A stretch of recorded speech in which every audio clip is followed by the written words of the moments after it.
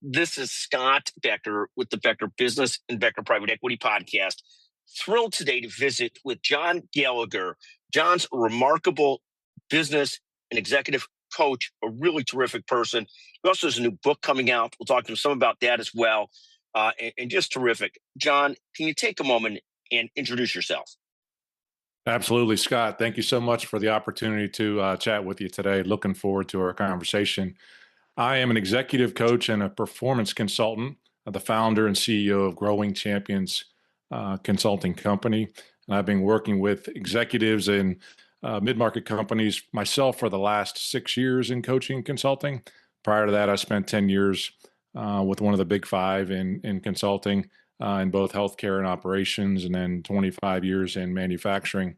But ultimately, what I'm focused on with executive leaders today is helping them to close the gap, very generally between where they are and where they want to be, whether that's in their personal leadership transformation or in their organization as well.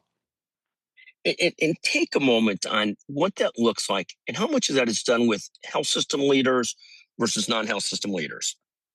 Yeah, I think with regards specifically to health system, when I got into consulting, it was quite a story. I'd been in manufacturing, and I was being recruited by this consulting company, and they said, hey, we want you to do this. I'm like, I have no desire to be in consulting.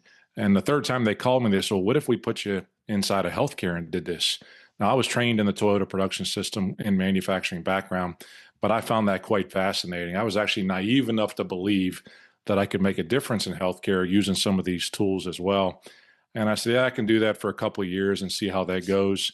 And I ended up doing it for 10 years, again, with this large consulting company. And then when COVID hit, changed a lot of people's lives, including myself.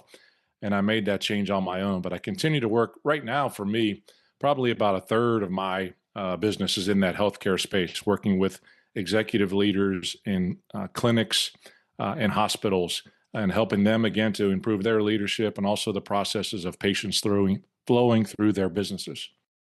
Take a moment. I understand that you've recently authored a new book. Tell us a little bit about that. Yeah, I love this story. And this is something where I had to take some of my own medicine, Scott, with regards to my executive coaching.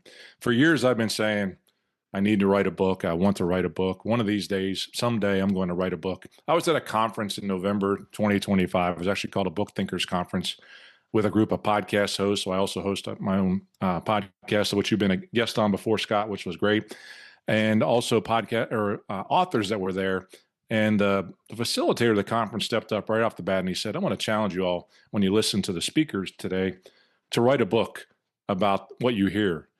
And I thought it was interesting. There was something inside of me that said that now is the time to write that book. So I listened to those speakers over the course of about 2 days and created an outline for a book as I listened to them, and ultimately took their stories and mapped them out to my story. And it's one of these books that the title is 8 Common Practices of Uncommon Leaders. And what that really says is that there's nothing new inside of that book that's been written. But with regards to the uncommon component and the successful leaders that are out there, I believe those uncommon leaders practice these things such as do hard stuff or collect awesome people in their life more intentionally and more disciplined than those who just get mediocre or poor results. And that if leaders ultimately can be more consistent over time and more intentional with the behaviors and actions that they have, that they actually will see bigger and better results inside their business that'll be lasting, ultimately leading to them being able to leave a legacy as a leader. And talk a little bit about this concept of collecting people in your lives that you have close relations with, close connections with, and sort of the intentionality in doing that. Any thoughts or ideas on that? Because I love that concept. And for people that don't know you well, yes, I had a chance to visit with you on your podcast, and it was an uncommonly wonderful experience visiting with you. So I could imagine that being coached by you is also a wonderful experience. But talk about one of those concepts from the book. I love that concept. We could either tee off on that one, which is this concept of collecting uncommon people or people that you're really close with or whatever it might be, or something else. But talk about one of those and just dig a little bit deeper into that. So many different ways to think about this, but in that collecting awesome people, I had a mentor of mine over 20 years ago He was a pastor as well, and he said something to me. He said, "Life is relationships; the rest is just details." And what I take from that really is that, ultimately as leaders, and another, whether it's a cheesy cliche or not, we're either going into a crisis, in the middle of a crisis, or coming out of a crisis. In those times that we're either in the crisis or going into it, that's not the time to build the relationships that you need to have you help people go through that. Look, I believe that we are most powerfully positioned to help the person that we once were. And if we put ourselves in a position where we are building relationships with people in our lives that do things better than we do, we're challenging ourselves with coaches or mentors or teachers that do things that are better than us, or even business leaders who are in the same business that we are, that we're trying to learn from. If we build relationships with them now, when we actually need help, we don't have to worry about, if it's 2 o'clock in the morning, who do I call to make that happen? It's really too late to build that relationship once you get that done. So by being intentional with your relationships that you build, you have a better chance ultimately of living a successful life if you recognize and be humble enough to ask for that help. One of the methodologies that I teach and that I try to use myself, I call it the 3-2-1 framework. It's 3 coffees, 2 lunches, and a dinner. Each month, in you're building these relationships, take the opportunity to, even if it's in a remote world, to dial somebody up and have a coffee with them, just to check in with them, somebody you've known from your past, or 2 lunches, get together with someone, really ask them how their life is going, or 1 dinner, go deep with someone once a month where you're trying to learn from and get to know them better, and add value to their lives, not just pull value from them, but when you're building that relationship, you're also adding value to their lives as well. Love that. And talk a little bit about, you've got the book coming out. Talk a Mhm. bit about, John, what are you most focused on and excited about as you move forward into the rest of this year and into next year? Yeah, I think specifically for me on a focus, I mean, it feels like AI can be that topic that's there all the time. With the executives that I work with generally, especially in smaller companies that may be servicing these healthcare groups, is that they're recognizing that leadership is really hard. And one of my favorite authors in the leadership space, John Maxwell, he says everything rises and falls on leadership. So my focus is on this framework that I'm working on with them. That's talked about a little bit inside the book, but not deeply. Is that we first have to realize we make a choice. We got to develop ourselves as leaders. We have to recognize that we've not arrived where we are, that we're not good enough, that we have something that's better in us on a daily basis. Once we realize that with ourselves, we develop our teams as well, and realize that we can't develop them any more than we develop ourselves. So we can't, in essence, pour from an empty cup. And so we're pouring into our team members.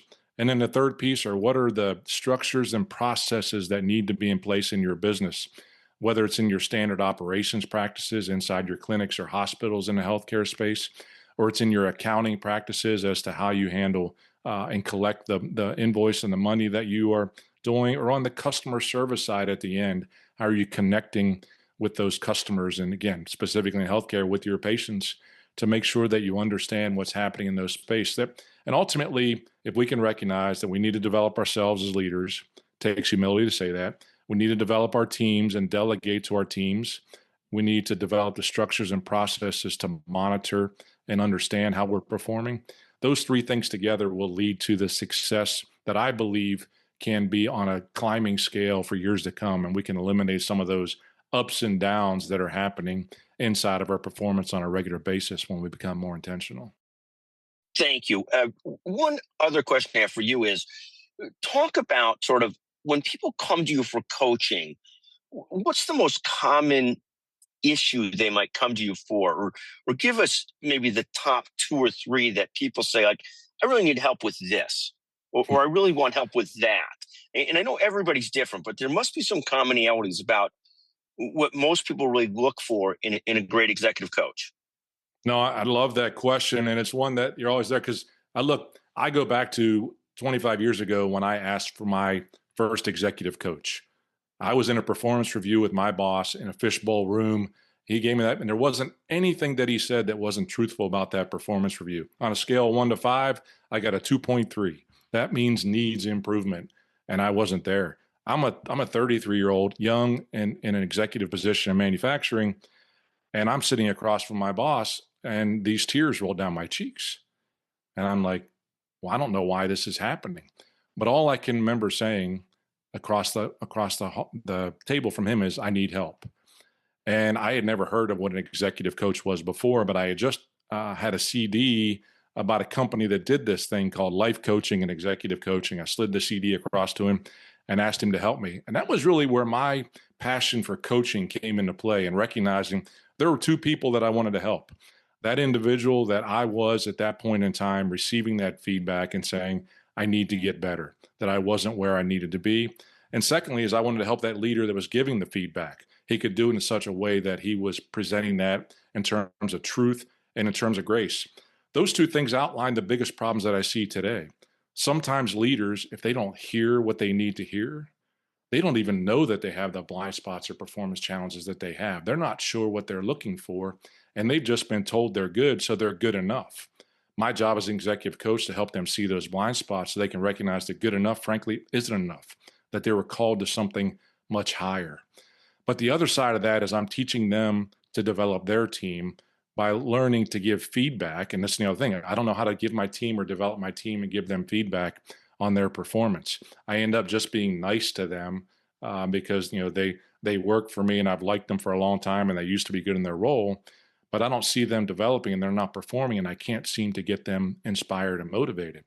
So my job, I see both those things. I see the one who has a gap in terms of where they are. They think they're good enough, but they just need to get better. And the second, especially in the executive space, is how do I develop my team so that I don't have to do so much of the work in the business on a regular basis, and I can focus more on the strategy. Thank you. And talk about, from your own coaching, being coached, what were one or two key lessons that you learned there? Well, one of the things I went right into is I thought he was going to teach me how to do all the things that I needed to do from a management standpoint, and teach me how to read the stock market and everything else. And what I learned is he wanted to talk to me about what my daily habits were and what my weekly habits were.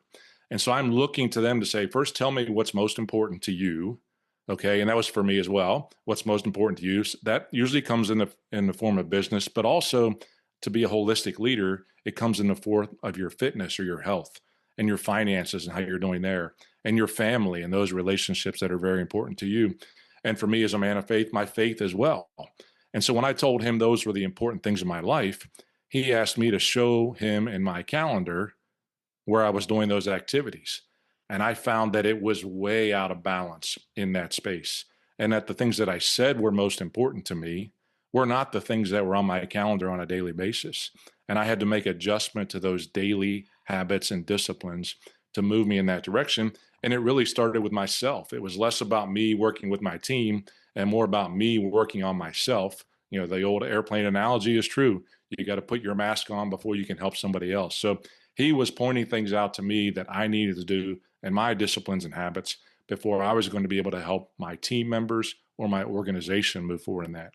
And that really helped me, frankly, learn that to teach the folks who reported to me to be very focused on their business, but also in the form of business specifically, is that we can do anything we want. We just can't do everything we want. How do we identify the key important aspects of our daily things we need to do on a daily, weekly, monthly, and annual basis to be successful? And when we're doing things that we don't outline, how do we become rigorous with saying no to those things?